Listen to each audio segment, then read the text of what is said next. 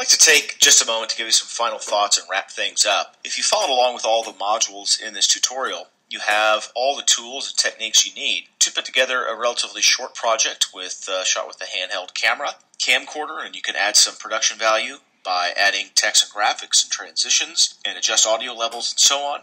And then you can take those and translate them into more ambitious, feature-length, complex projects like a feature-length motion picture that you hope to exhibit even up on the big screen.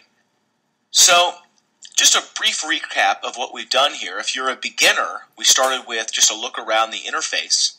We also imported footage. We edited and refined that footage. We started with a rough cut, and then we refined that rough cut. We looked at some time-saving tips. We looked at transitions between video elements. We looked at audio and transitions between audio elements. We looked at the application of filters and color correction to give a certain look and feel and mood to your shots and segments. We looked at how to add titles, of course, like the ones you see up here and the ones I showed you in the cyclocross footage.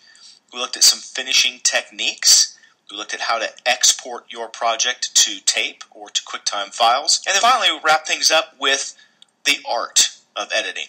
Not just the mechanics and the button pushing. And as we went along, I tried to give you as much context as I could. I tried to make it something that had immediate impact on your editing life, where I didn't just say, here's how you do this. I tried to say, well, here's why you might do this. I always try to keep that question of why in the back of my mind as I put this tutorial together. So it really works better as a complete thought, a complete beginning to end type of a tutorial.